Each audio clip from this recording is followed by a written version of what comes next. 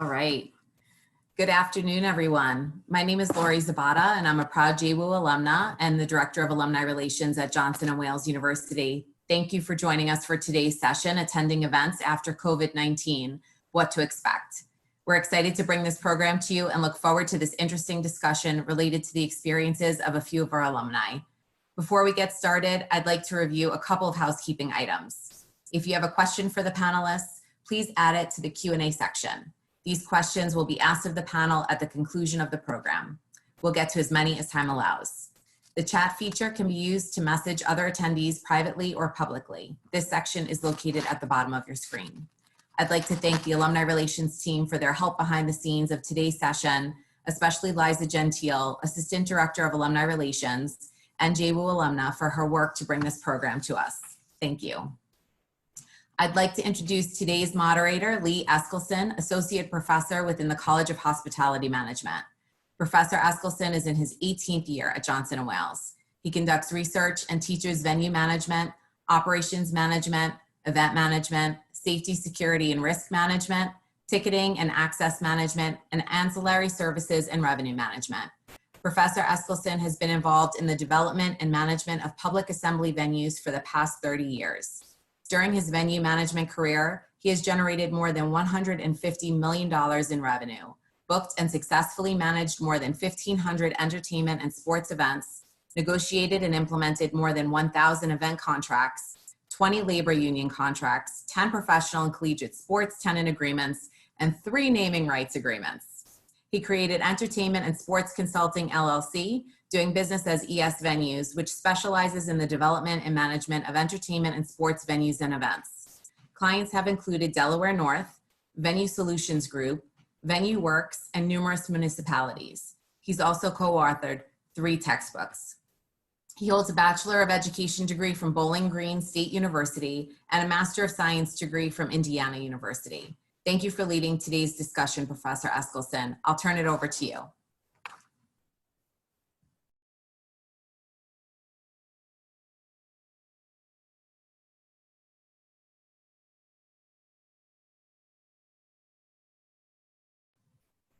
Professor, I'm sorry to interrupt, but you are muted. That on purpose. There we go.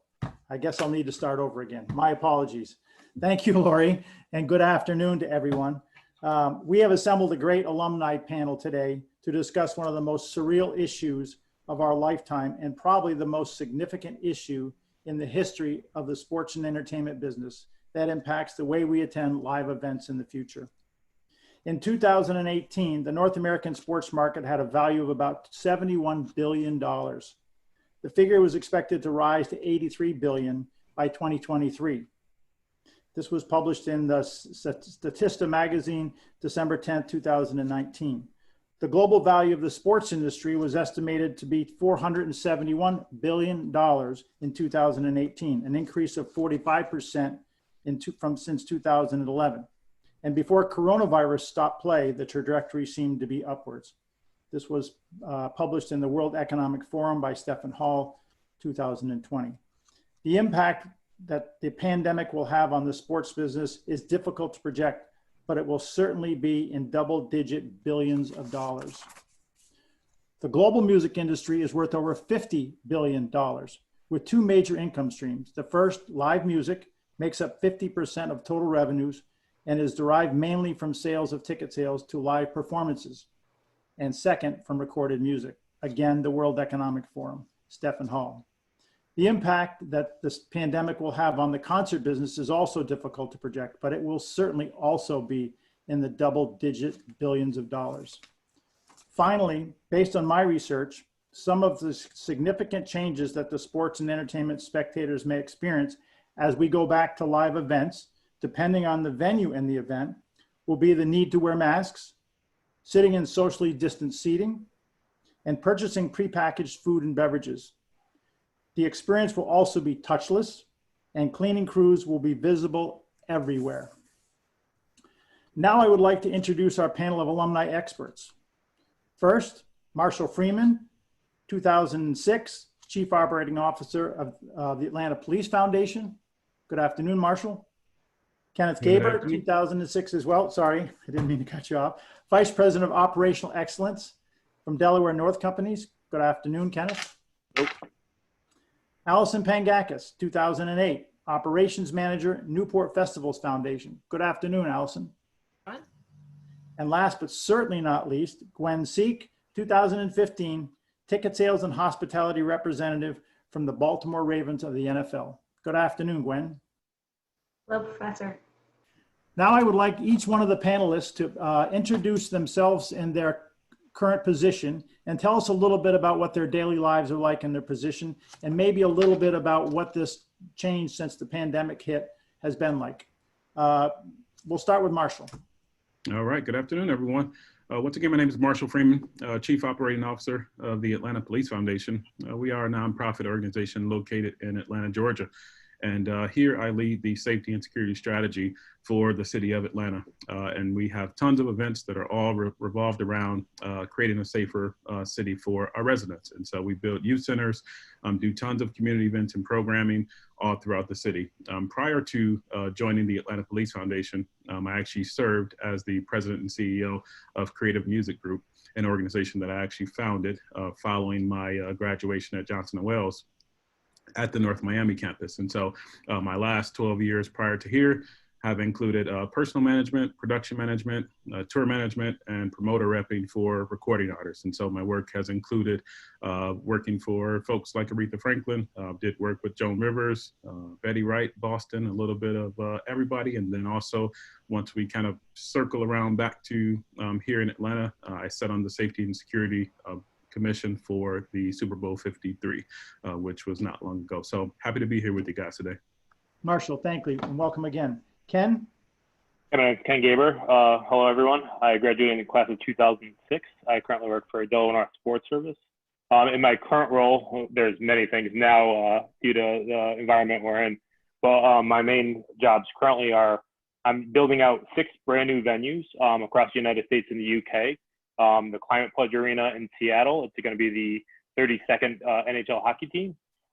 Newly announced today, just a few hours ago, the UBS Arena, which is where the New York Islanders will play. A small arena in Savannah, about 8,000 people. The Moody Center in Austin, Texas, which will hold University of Texas basketball, as well as a ton of concerts. Palm Springs Arena, which is another about 10 to 11,000 concert venue. And then over in Manchester, UK, it's going to be about a 24,000 person concert venue, probably one of the best in the world. So I'm in charge of all that, building it out, designing it, trying to figure out how to make it work in this new environment. And then as well, I'm in charge of all of the COVID plans, resumption plans for all of Delaware North Sports Service. So 64 to 65 venues.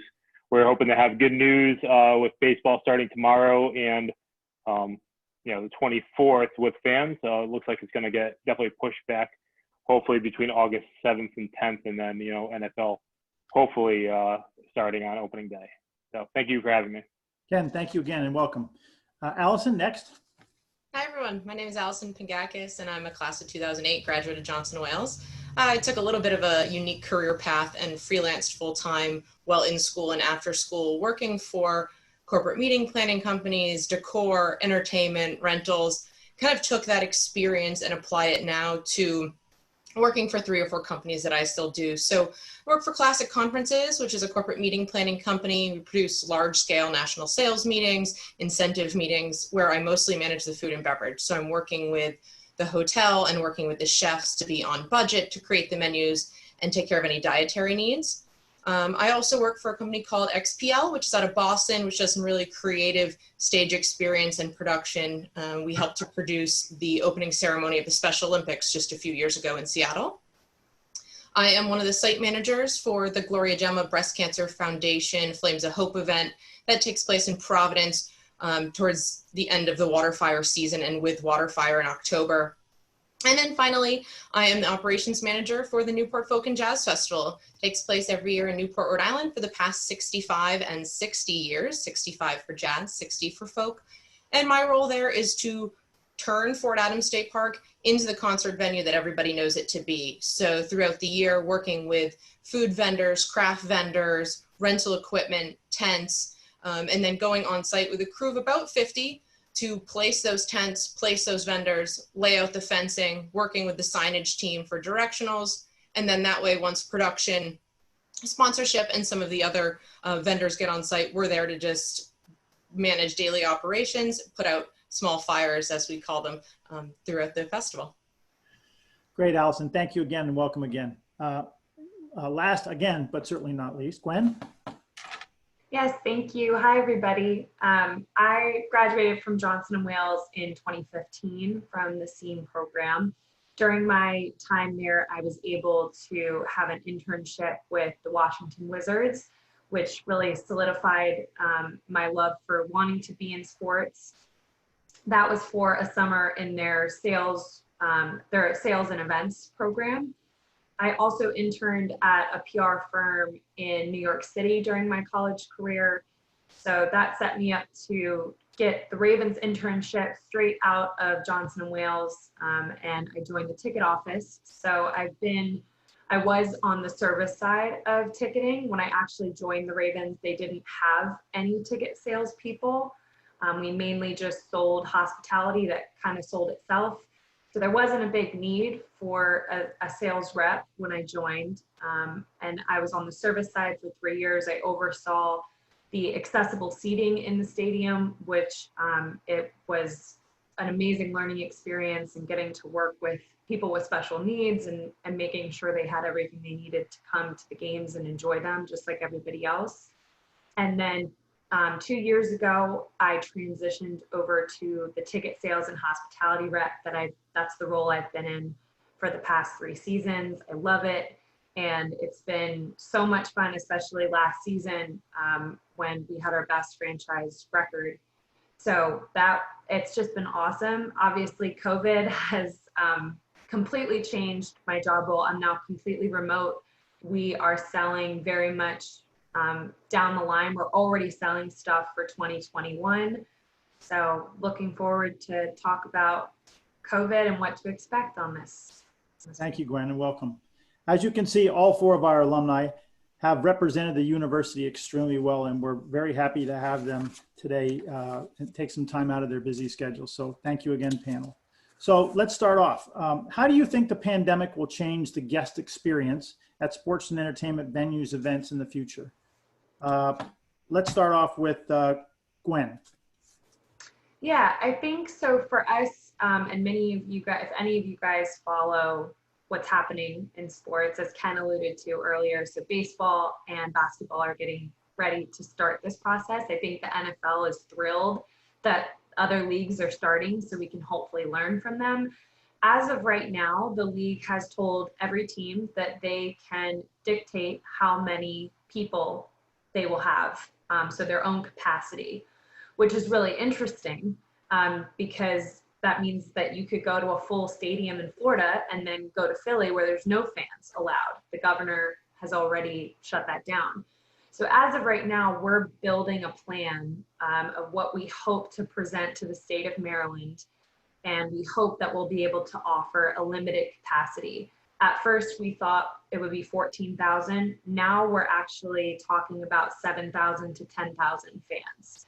So the seating bowl is one of the easiest places where we could socially distance. You sell in blocks of tickets. You can't buy any less. You can't buy any more. It's 2, 4, 6, whatever the block is.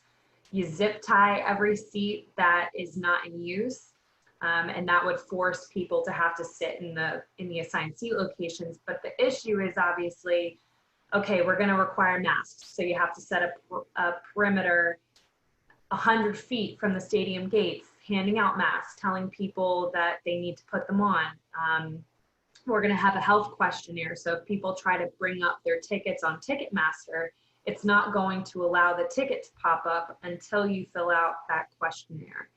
So again, the seating bowl isn't really the concern. It's the gates for security. People get really crammed in there, and then it's going to the bathroom and getting food. All of that is really the tough part in our stadium, at least, because obviously it wasn't built with this in mind. So that's going to be something that we, the Ravens, will have to prove to our city and the state if they are happy with how we can keep everybody hopefully apart, even if it's only 7,000 in the building. Gwen, great information. Thank you very much. Allison, tell us about festivals and events in the future.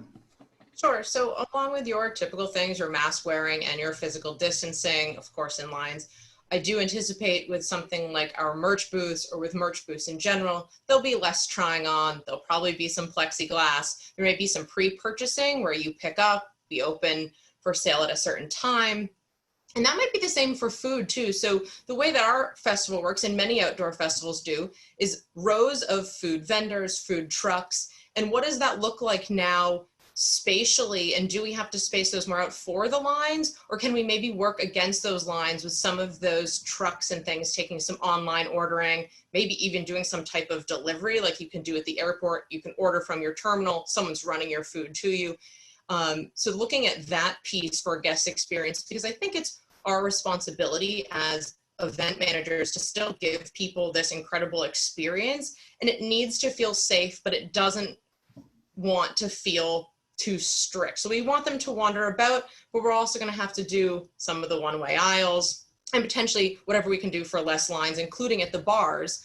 And does that mean for us making our drinking space larger? Are there time frames or a time limit to which you can stay at them, which there is not now?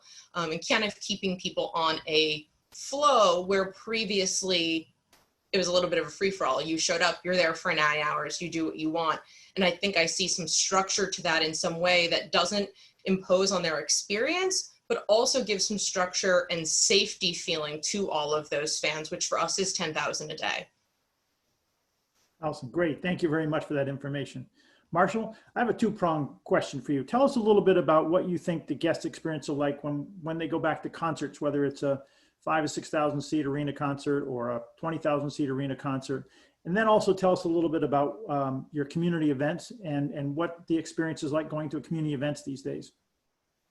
Yeah, I think the community events and the concerts, I think, are kind of, they're all going to start to do the same kind of similar things that Gwen and Allison both spoke about. So I think obviously the social distancing, the sanitation and all that stuff and capacity part of it is going to be a big part of the conversation. But I think that, when we looked at the last couple of weeks, the first event that NASCAR had, they were able to bring into, that stadium in Tennessee, 20,000 guests. And what they did that was unique from my perspective was that they had everybody to sign these liability waivers. And so I think that what we're going to see now is a trend that's starting where they're going to try to push the liability off on the actual guest that is saying, hey, you're coming into this facility and you are assuming the actual risk when as it relates to COVID. But I do think that there's a second part of the guest conversation and the guest experience that I think about when we talk about the actual recording artists and the folks that are also, they are essentially a guest that is now, coming into an arena. And so I think there's going to be a whole different set of expectations, of regulations and things that we're going to see that's also going to shift the guest experience on the recording artist side of it, the people that are actually touring and doing these concerts. They're likely going to start to, to mandate, brand new equipment, versus using, rental gear, from rental houses. They're going to want to know, what practices and policies are in place as it relates to the safety and security. And I think they're also going to be a big part of pushing what is happening in all of these venues as it relates to safety and security. Great. Ken, as we know, when we go to public assembly venues and events, one of the significant parts of that experience is food and beverage. Tell us a little bit about what you think the food and beverage experience will be like when people start to go back to venues and events. Yeah, I definitely think it's going to be kind of two different phases. It's going to be, what we see when we first start going back, and then what we see in the future as we start to build out the venues of the future. So, when we first go back, you're going to see a lot of initial technology to, get temperatures and everything else.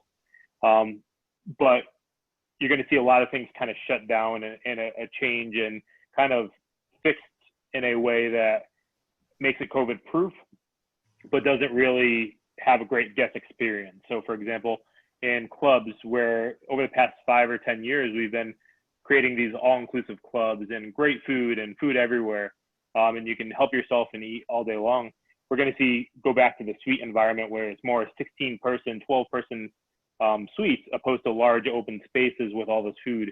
You're going to see inside of kind of those spaces where it's all you can eat, either we're going to limit the style of service to, plated meals, or you're going to have people helping you out every corner. You may have to put on gloves. As you go to the concession stands, there's going to be less food items. So we're not going to have a ton of food items everywhere like we've had in the past, because our goal is to kind of move the lines as fast as possible. One of the worst things about, concessions and food and beverage in large venues is the line queuing. So as we look at the venues of the future, that's literally the main thing we're focusing on. Stuff like hydration stations where you can get your own refills, those would probably go away. Anything where you have high touch points, we're definitely looking at those in each individually and how we can improve it. One of the biggest things is kind of the vending, the hawkers in the stand that, kind of run up and down. And if you go to Fenway, that's part of the baseball game, or, Patriots, that's part of the football game. You're probably going to see less and less of vendors, because the thought of just passing your food down the aisle or passing a drink down the aisle is going to be faux pas. And then as well as, really not accepting cash anymore in most of our venues. Some of our venues have already gone to 85, 90% cashless. You're going to see way more venues go 100% cash free. Great. Ken, thank you very much. Great information. So let's talk about, we're in a transition now, and eventually, hopefully after a vaccine and after the industry comes to grips with what are the things that they're going to need to do with their venue event to make it sanitary and safe and clean. What do you think the new normal will be? Once we get back to letting people into live sports and entertainment, what do you think the new normal will feel like? And I'm happy to start off with anybody. Who would like to go first?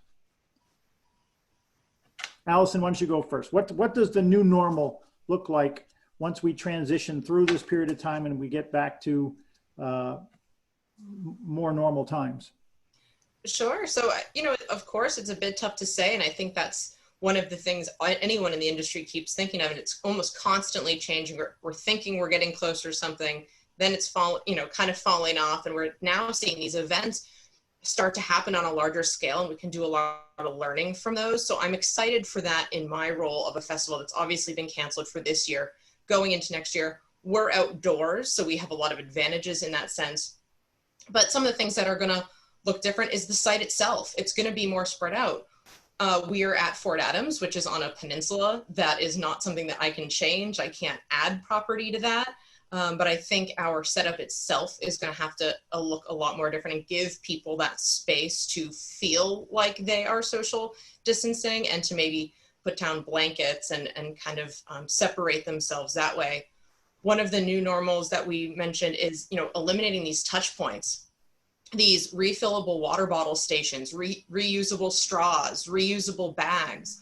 All of that stuff, in my opinion, is going to slowly make its way out, but we've spent so much time as an event industry and so much money over the past 5 to 10 years making our events as green as possible. And I think we've all come a very long way with that. Part of what I'm interested in, and it's an ongoing conversation with myself and some other people in the industry, is what does it look like, the sustainability piece going forward, and what is the new normal in that, when I think people feel more comfortable having their own fresh, clean straw, or they can't touch their water bottle to the refillable stations. Those now have to be touchless. What does it look like for food vendors who have maybe used recyclable materials before, or reusable, come get your refill, now potentially are all composting, and what's the cost effect of those? So I think the new normal is looking a little less green in my mind for now, until I come up with some creative solutions. And then going forward, what does that mean as a financial impact for us as managers putting on these events budget-wise? So I think there's a new normal shift in what all of that piece looks like, in addition to your normal things that we all know that we're going to have to do with social distancing and masks. Great insight. Thank you. Who would like to go next? I could jump on that. One thing that Allison mentioned was kind of sustainability. We're definitely going to see a retraction of the amount of sustainability efforts. One of the venues I'm working on is called the Climate Pledge Arena. It's going to be the first zero carbon arena in the world. So that opens up in a year, pretty much a year from today, hopefully. So we're going to have to take all the learnings that we're getting in the next few months, and hopefully the amount of innovation is out there to help bring us back to where we are, because the venues are going to zero carbon or sustainable as possible. And although this is going to be a step back, we still need to keep on moving forward, and the amount of technology that needs to be out there to move forward is going to be imperative to everything we're trying to do. When you look at the new type of venue and what's next, as I kind of mentioned already, the suites, but you're going to see the elimination of concession stands as you know it. All the venues I'm building right now and working on, we're transforming all of our concessions to what we call marketplaces. Think of a Hudson News when you go to the airport. So where you normally walk up, belly up right to a concession stand, ask the associate, for a hot dog or a hamburger or a bottle of water. Now you're walking inside of the concession stand. There's going to be hot food ready to go, made right in front of you.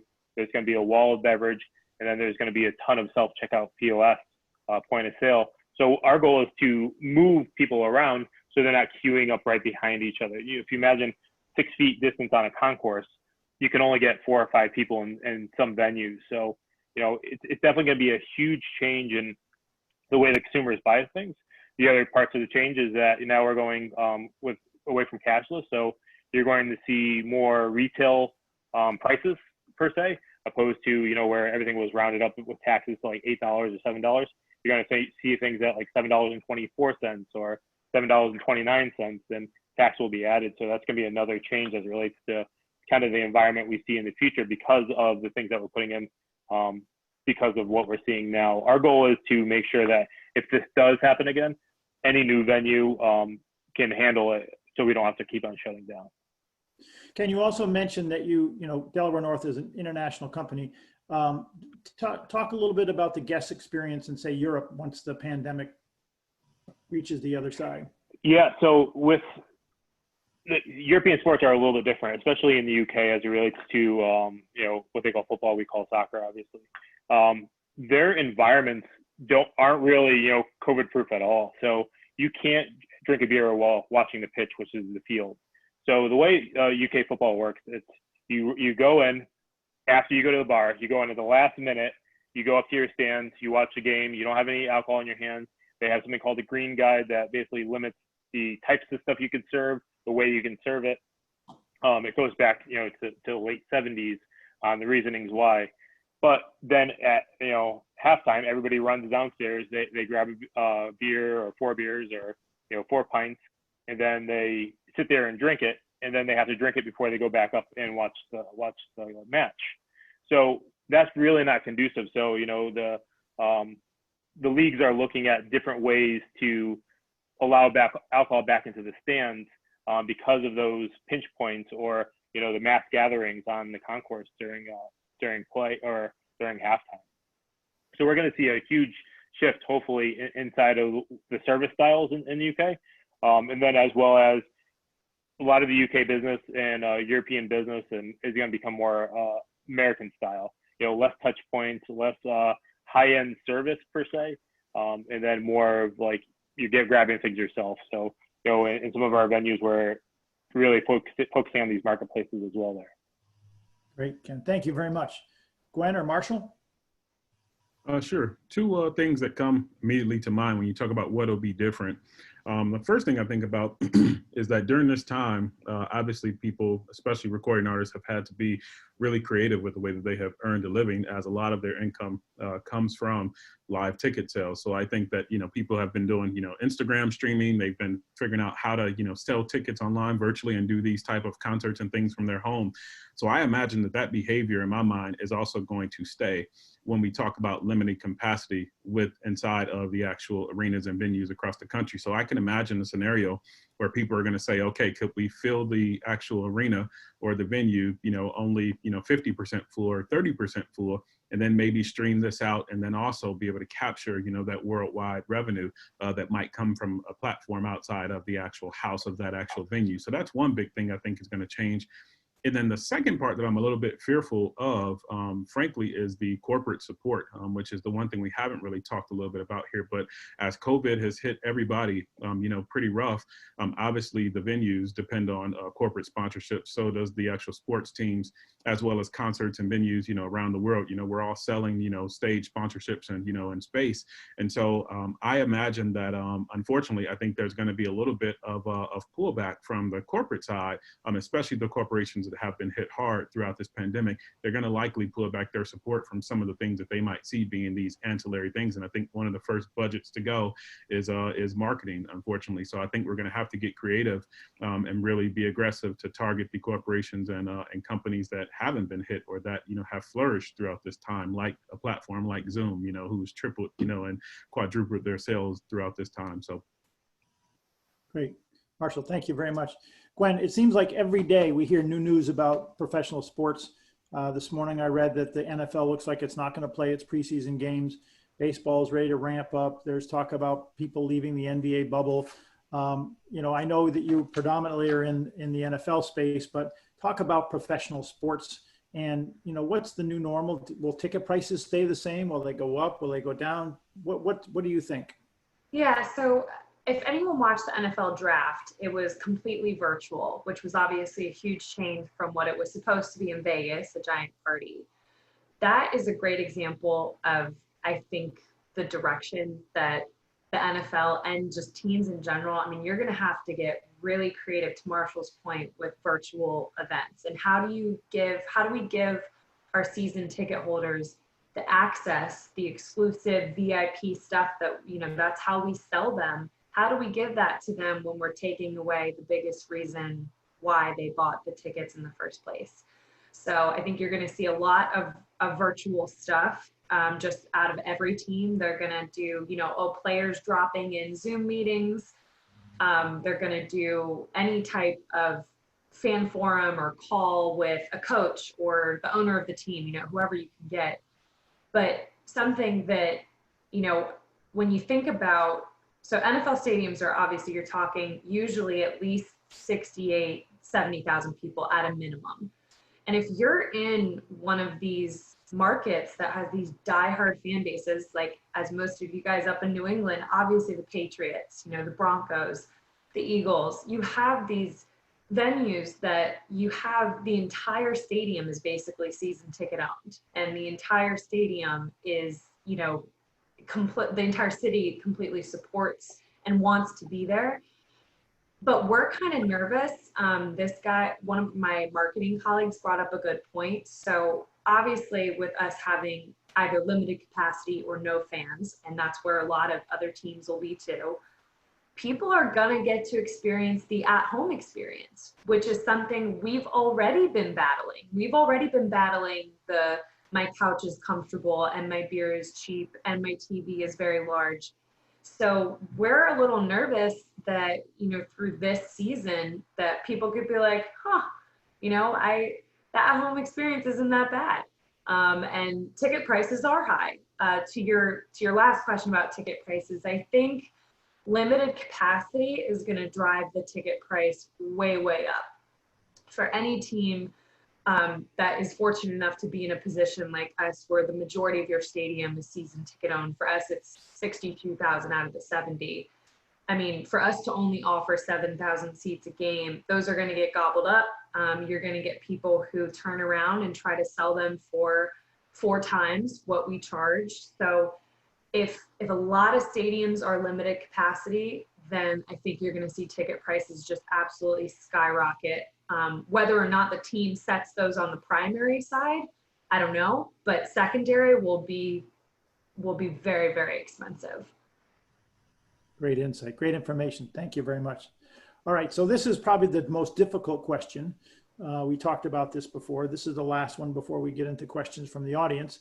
So you all have a crystal ball, and if you could look into it and think when your segment of the industry will return to full capacity, when do you think that is in terms of months? Everybody wants to know, when are we going to go back to normal sports and entertainment again? And anybody can start. Yeah, I think, go ahead. I'll go ahead and start, because I think when we had talked about this prior, maybe I'm a little more on the pessimistic side of things, is I'm thinking over a year till we're back at full capacity. Or is there a shifting, because we're in outdoor festivals, there a shifting in shorter days and more days, longer days with some breaks in the music for cleaning, some shift in maybe what those days look like individually. But to get back to where we're only at 10,000, sports are much higher than that.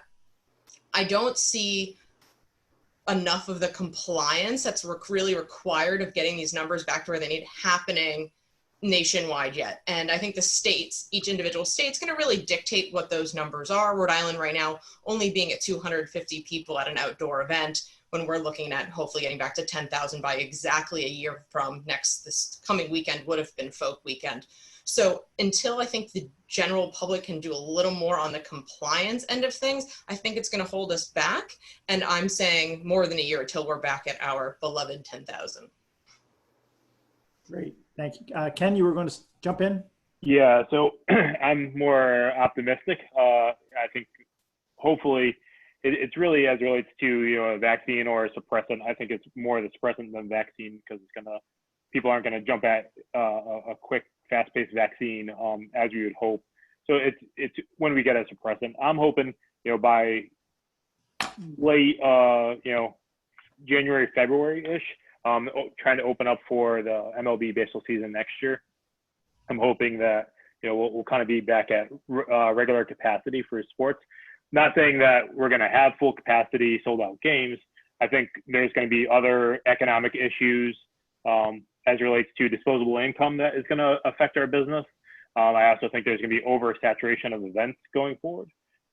So, if you look at all the concert tours and everything that's out there, everybody's just moving it to 2021, 2022, and then the normal shows that would normally happen are still going to happen. So I don't foresee the normal full capacity of what we had as an industry really coming for another year and a half. I think we'll be able to be open, but I think there's going to be other economic impacts to really affect our business, kind of what we saw in 2008, where disposable income kind of dried up.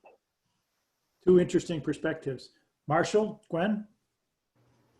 Go ahead, Gwen. I just completely agree with basically everything that Ken just said. I'm hopeful that next season, 2021, we will be at, a welcoming, okay, all 70,000 seats are open. But to Ken's point, I don't think we're going to have 70,000 people in the building, either because some people, even with a vaccine or a suppressant, are just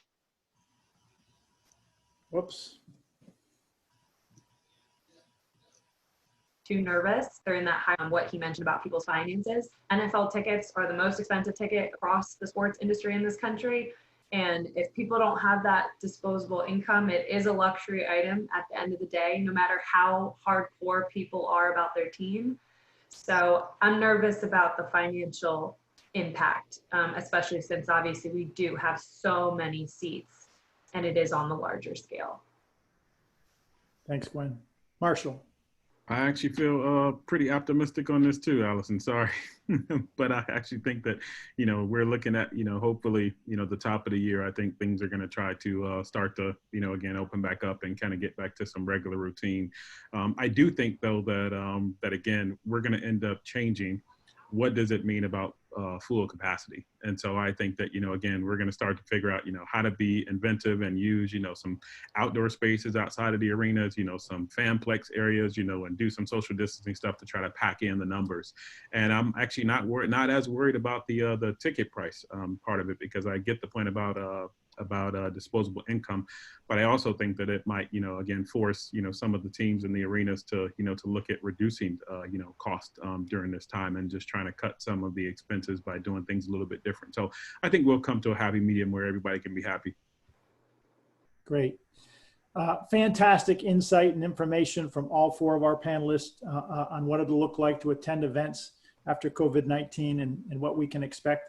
What I'd like to do now, and I'm sure that they have sparked all kinds of questions and thoughts on many of you that are online right now. So let's get into some of the questions from some of you that are attending today.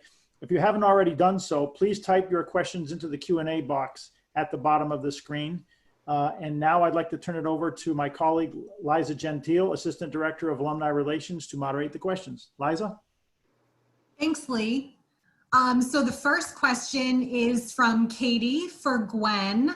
What kind of responses have you been getting from your season ticket holders? Are these account holders looking for refunds, canceling their accounts, and how are you handling these requests?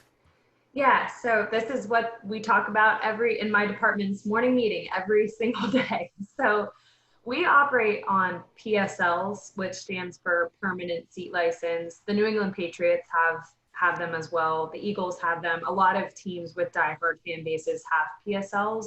If anyone's unfamiliar, basically what it means is you have to pay a one-time licensing fee for your physical seat. So you own that seat. You can then turn around, you can sell it on the internet, you can pass it down in your family for generations. We don't care what you do with it after you pay us.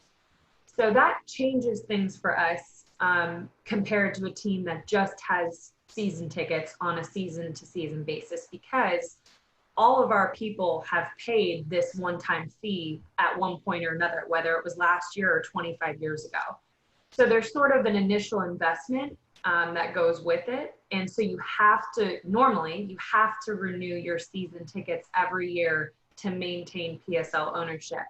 So what we did this year because of COVID is we just deferred all season tickets to 2021. So you can allow the money that you already paid to roll over towards next year. You can ask for a refund for this year. We'll give you a refund back.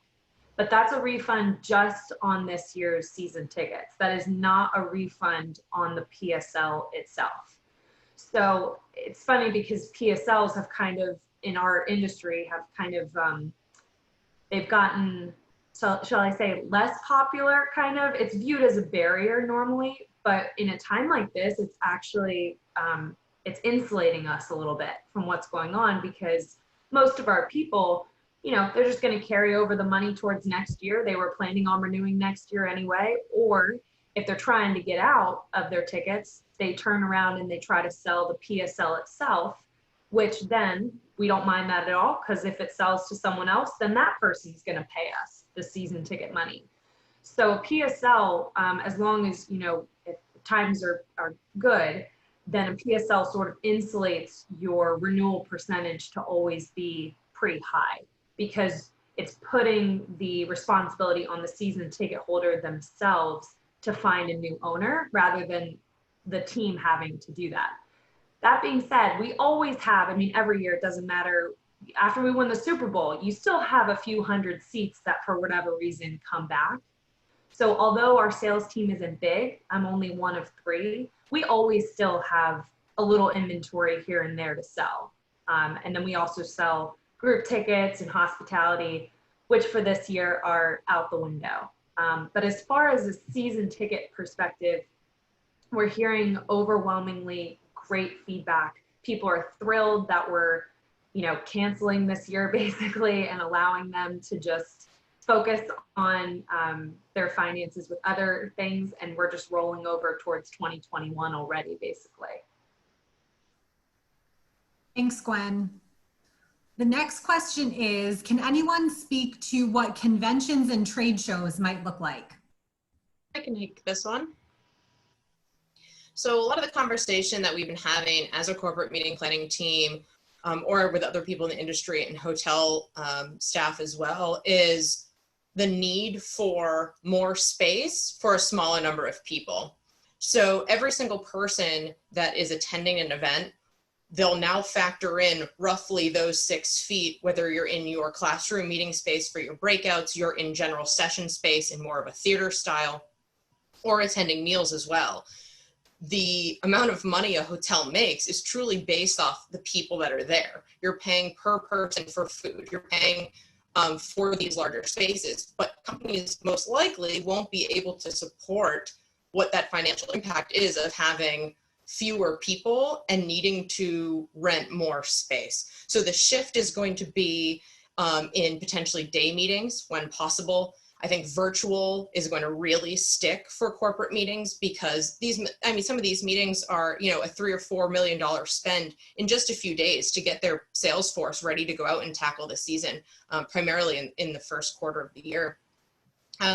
Meals, of course, we've talked about higher end boxed options or doing your cocktail hours or your networking events with like individual cheese plates, individual boxed meals, not hosting those meals at those larger events because the numbers are going to be in the thousands. And what does that look like? And then, you know, adding the amount of hotel or convention center staff to keep up with the cleaning, to keep up the serving of those boxes versus, whereas you could put out 25 double-sided buffets and feed 3,000 people, it won't be the same anymore, though you'll have to be served that food or it will be pre-boxed. So there's a lot of shifts there, and they all go back to keeping people separate, but also in a very fixed space. Hotels can't add what they don't already have without millions of dollars from constructions and years to accomplish it. So.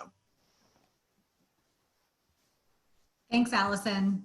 The next question is from Colleen. Since most of you think things will open sooner than later, do you think the general public will be ready to go to these large events? I could take that one. I definitely think so. You know, there's even like conferences and conventions that are actually happening right now. There's actually one that's been this entire week, a really big one. It's the state of Georgia Police Chiefs Association, their state convention.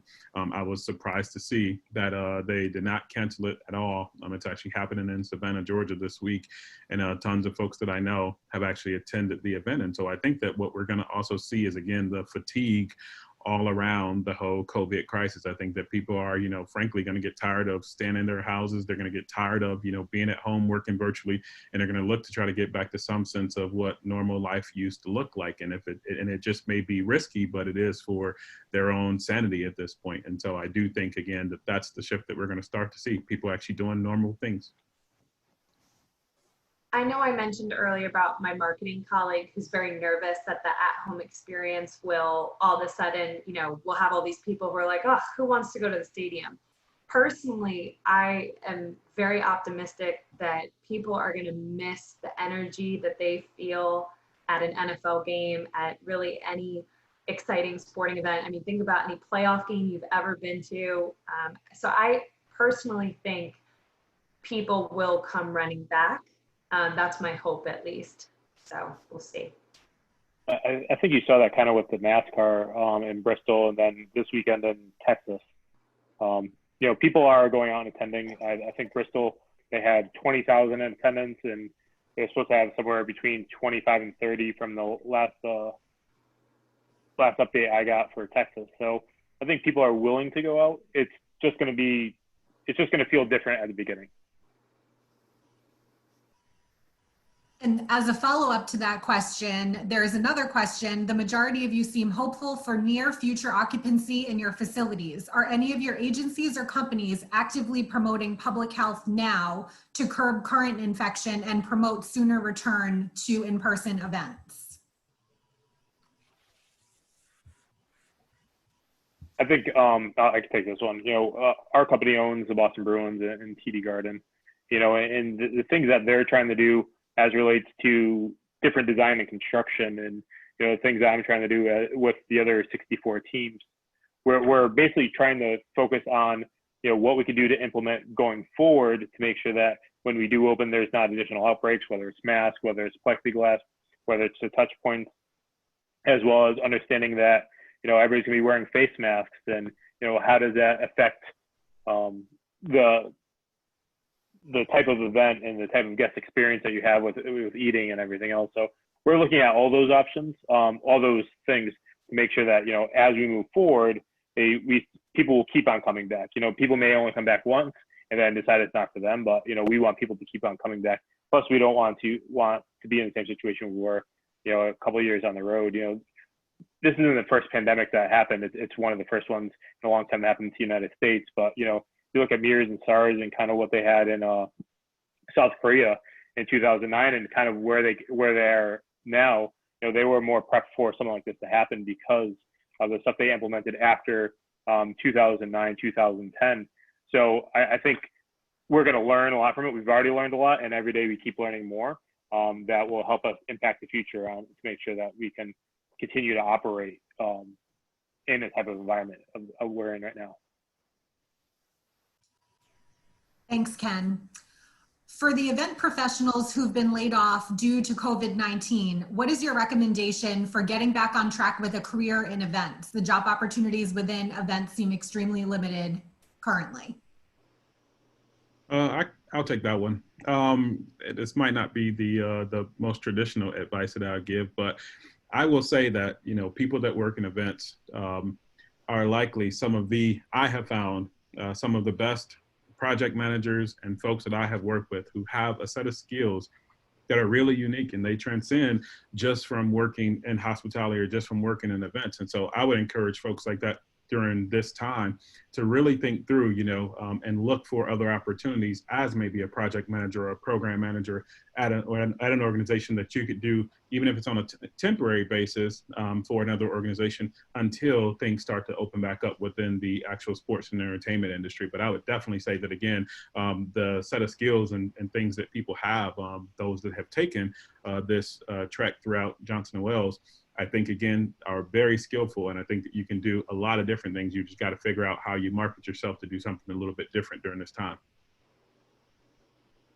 And I'd like to add too, I know myself, as I'm looking through what my potential next few months would look like and talking to friends in the industry who have also lost their jobs for now, I'm encouraging them, and the conversation with us has been an opportunity to maybe try something new or experience something that you've always maybe been kind of secretly interested in and not had an opportunity to go forth and experience. So whatever that may mean, because Marshall's absolutely right. The creativity, the logistical minds, the ability to handle stress really gives people in our industry this incredible opportunity to excel in just about any different industry. But I would choose ones right now that you're going to get something out of and look back and say, I'm so glad I got to experience that. And you really have to think, look inward to what that would be for you, and chase that for now until we can all get back a little more to normal. I don't think that, you know, there's a lot of money behind sports, and sports is a huge, you know, economic driver for many cities. And there's a lot of people behind it. You know, if you think about a football stadium, 3,000-4,000 people who just work at the venue on top of everything else that goes into the venue.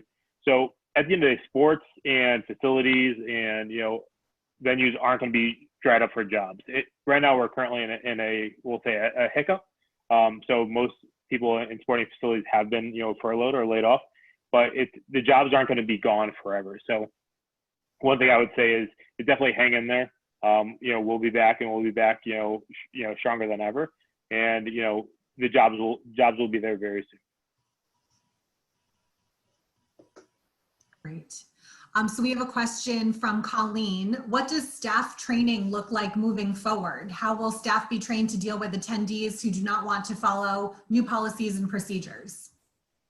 So, and I can answer that one first. So in ticketing, obviously we're sort of the front lines a lot of times for guests. And then we also have a guest experience department. So the two of us work hand in hand to try to rectify complaints and deal with all the normal customer service stuff that I'm sure everybody on this call has had to deal with, which we all know can be sometimes the hardest part of the job.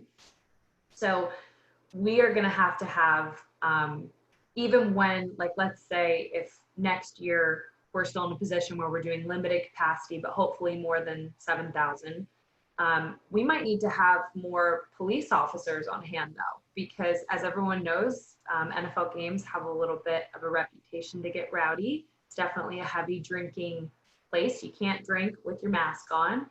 So it's going to be really challenging. And we've already started having these conversations with our guest experience department of, okay, like, what does this look like when we try to enforce social distancing? What does it look like when somebody refuses to pick their mask up because they're just chugging beers the whole game?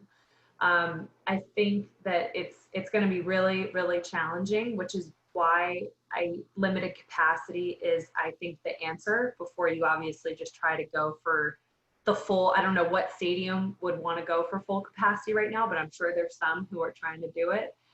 So I think it's going to be, in terms of training staff and game day staff, especially the ones who, you know, they don't necessarily, they're there for a paycheck usually. It's not usually a passion like it is for most people who work full-time in sports. It's going to take a lot of training, a lot of time, and a lot of de-escalation training to get them ready to handle guests who do not want to comply with the new rules.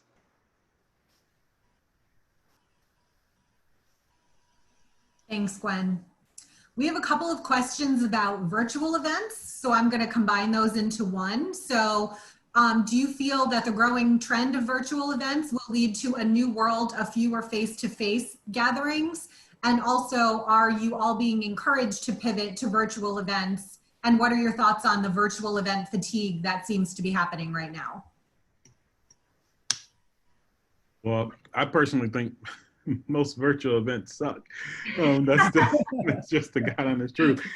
So I actually think that, again, I think we are going to pivot, though, to having those. And like I mentioned earlier, I think it's just going to be a matter of how can you incorporate the virtual experience along with the actual experience that is happening there and under the rooftop of an arena. So I think that we'll just likely start to see a combination of both, because, again, capacity, as we all talked about, and we pretty much all agree, the panelists, that capacity is going to start to be the challenge. That's going to be the issue. They're going to start to limit the amount of people that you can have in that roof. So now how can you still capture an amount of revenue by producing the same event? You've already got the same production costs. You've got the same artist or talent fee, or, the same event cost that it takes to put on the actual event. So now how can we bring in more revenue for the same activity that's happening already? I agree. If anything, it did prove that there are some things that came out of COVID that were not all bad. And the pivot to going to some of these virtual events gave people a little bit of the type of experience that they were hoping to have this summer, and will continue to in some way with some of these artists doing performances from home or doing them in empty stages, and being able to at least still see that. But of course, we're not in the business of social distancing. We are in the business of creating these wonderful experiences and these memories for fans, and people are going to certainly want to come to those. The amount of events that's going to happen is only going to continue to grow as people feel safe. But I think what the virtual thing did is prove that you can do both, like Marshall said, and it can be successful. It's kind of like how some of these schools are saying, there's never going to be another snow day, because now we know virtual learning works to whatever degree it does, and that they can use those days now and get kids out of school a little earlier, because that's another option. So I think now it'll be more of a double whammy, like Marshall said, but also not fewer, because people want to get back, and that's what we do. We put on experiences, and people want that experience. Esports for virtual events have just taken off. That's a huge growth market inside of the sports entertainment world, and because of the situation we're in, e-gaming and esports are just on fire right now. So that's one thing I think works very well virtually, but that's going to come out post-COVID stronger than ever, more than we've seen. And it was already on a super fast trajectory, and now it just exploded since it started happening.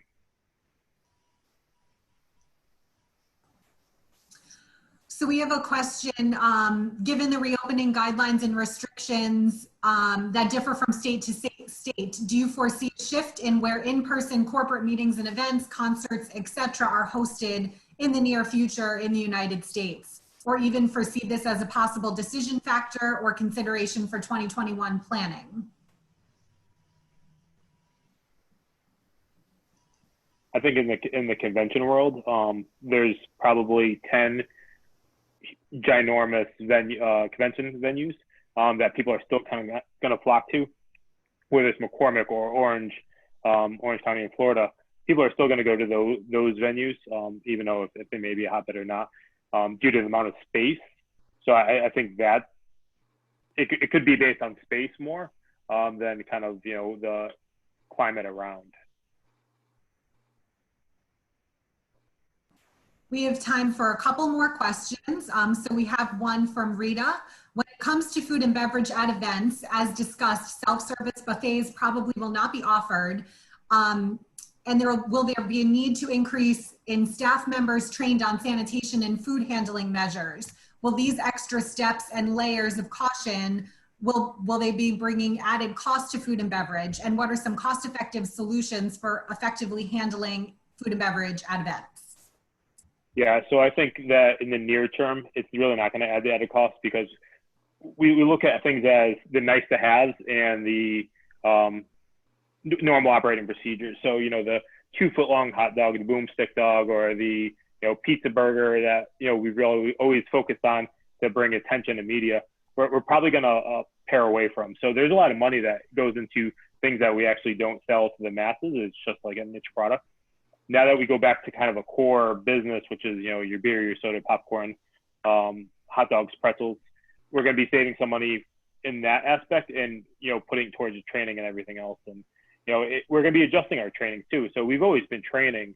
The training is going to be adjusted. So there's some wages that are incorporated into different training that we're going to be doing. So in the near term, I don't foresee any huge price increases. Plus, on the food and beverage side, most of the food and beverage is contracted services through, the ownership of a team, and the ownerships and team and the food service providers are working really well together to make sure that when we open these venues, we don't shy people away because of the economy. I completely agree with Ken. I don't think at our festivals we'll see much of an increase in food and beverage prices. The food trucks will be the food trucks, the food vendors will be the food vendors. But I think as you look to corporate events based in hotels, potentially based in convention centers, when you start to individualize things or package things or plate things, that's where the expense has always gone up and will continue to, I imagine. But that being said, those different venues in some way will have to adjust because they're going to end up pricing themselves out of the ability to do events at their venue if that's the case, if it stayed on the trajectory of what that pricing looks like now and then adding kind of these COVID-like fees to them. But anytime you have to hand roll, hand package, hand box something, there's always a price tag with that we could see grow, and hopefully the adjustments on the venues end to make that affordable for clients to still come and do these large scale meetings. Great. One question, are any of you doing anything special right now for your partners, season ticket holders, sponsors to create any kind of special experience for them? For us, and this is some stuff we actually typically do even pre-COVID, but we're going to ramp it up a lot more. One thing that's really worked well for us to keep our PSL owners engaged is we do fan forums. So it's a private line. We use a system where people like me and my other colleagues will be screening questions, and then we'll have Steve Bisciotti, our owner, or our head coach, John Harbaugh, or we were able to get Lamar Jackson before he was NFL MVP to do one of these calls. So whether it's players or whatever, people will call in and they'll get to ask questions kind of live on the air in front of all the other PSL owners basically. And that's obviously something that that is so easy to do in COVID times, and a lot of people are at home and have more time. So we're gonna ramp that up for sure. And I think we also have a rewards program like most teams. Ours though is completely random. It's not a point system. We just randomly select accounts based on criteria and award them with prizes. The most popular prizes are usually game day prizes, being able to go down on the field or being able to have a VIP experience at training camp, all stuff that we can't do right now. So in terms of material prizes, we're going to have to get creative, whether it's framed jerseys, autographed footballs, whether it's a private phone call with we have a player who will Zoom with you. We're going to definitely have to get really creative with keeping people engaged. And that really rings true, especially for the teams that aren't necessarily in the best team performance side of things. If your team is struggling and you can't have fans at the game, how do you keep those people engaged? Teams like that are going to be in a really tough spot here for until whenever the next season is, so you're going to see a lot of virtual events. I hope people don't get tired of them because we'll be doing a lot, I'm sure. And we have one last question. What advice do you have for recent graduates from the SEAM program? I think So as much as it's like doom and gloom for people who are graduating right now, one thing that I think is true, at least with my network, is professionals now have more time than they've probably had in years to have a phone call with you, do an informational interview via Zoom or whatever it is. You know, don't hesitate to reach out to people on LinkedIn or through a friend of a friend and set up that time, because I know personally in our office, we all have a lot more time on our hands than we would normally at this point in the season. So try to take advantage of that. I know people always say networking on these things, but now really is a great time because so many professionals have a lot more time on their hands. I totally agree with Gwen. I think networking is the word you hear most at Johnson & Wales. And the second layer to that is just you can continue in some ways to get more experience. Sure, you may need a paying job to keep you occupied until this pandemic kind of settles down and we're all back to our normal business. But things like I started volunteering at the farmer's market on the weekend. I have never in my life had the summers or the Saturdays to do that, but it's set up. It's people management, it's working through the COVID regulations as they stand now, and then breaking down. So it's still that kind of live event experience, whether it's a farmer's market, whether it's working at a restaurant and learning to deal with people in that way with COVID, or some of these events that are popping up in smaller, or getting involved in the virtual events. It's all experience that just coming out of school you may not have on the same level. And I think all of that's still very valuable. Even if the big contracts and all of that aren't quite there yet. I'd also say that during this time, another thing to do for the recent grads is to also think through, again, the ways of the entrepreneurship, spirit part of it right now. I think that, again, everybody, as you can hear, is kind of stuck in a little bit of a situation about, hey, what are we going to do right now? Who's going to be the thought leader behind this? Who's going to step up and lead the way and come out with some industry standard things that everybody in the entire industry can follow? And so I'd encourage everybody to kind of dig into their creative hats and think through, maybe you have an idea, or maybe you're sitting on a solution that could be a solve for everybody, in the industry right now. And I also think that look at things that kind of set you apart. So currently right now, in the environments, we're going to open slower than we would expect. So, once we start going full bore, there's going to be a lot of job openings. So, look at it that way. What can you do to set yourself apart from somebody else that may be in that same position? We're also going to see a lot of people retire from our business and kind of go, if you look at kind of what the housing market in 2008 did, a ton of people left real estate. And then now, 2012, 2013, when we started again with the real estate boom, a lot of people who were never in real estate started getting in, and they're very successful now. So, whatever you set yourself apart, work on what you set yourself apart from now. It's definitely going to be used in a few months. Thank you all. I know there are some questions we did not get to. We have saved those, and we will connect with the panelists afterwards and try to send you the answer to your question via email. So now I'm going to turn it back over to Lori Zabata. Thanks, Liza. Thank you, Professor Esckilsen, and our panelists for such an informative and interesting discussion about what we can expect from events, both large and small, in the future. We're grateful to you for sharing your time with us today and appreciate your insight on this topic. It was such a great discussion. Thank you. In such an unprecedented time, it's impressive to hear how you've all been working to chart your course for the future. And thank you to all of our alumni attendees today. We know the past few months haven't been easy, but hopefully you found today's session informative and helpful. We've all felt the effects of the pandemic, and Johnson & Wales is no exception. The university was able to limit the disruption to students by quickly pivoting to remote learning, but many students continue to experience unforeseen challenges affecting their ability to complete their degrees and pursue their goals. Technology needs, unexpected expenses, and financial hardships threaten many students' ability to continue their studies at JWU, which is why we've established the JWU Emergency Fund to provide direct and immediate assistance to our Wildcats. If you're in a position to give back today, please consider making a gift of any amount using the link in the chat window. We sincerely hope that you enjoyed today's session, attending events after COVID-19, What to Expect, part of the JWU Connects family of programming. Through JWU Connects, alumni can engage in informative and interesting discussions, related to professional development topics, as well as opportunities for networking and connection with fellow classmates and faculty.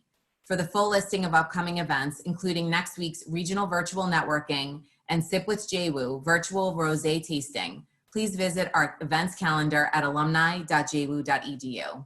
We appreciate your attendance today and wish you a wonderful rest of your day. Thank you so much. And thank you to all of our panelists again. Great job. Thank you. Thank you. Thank you.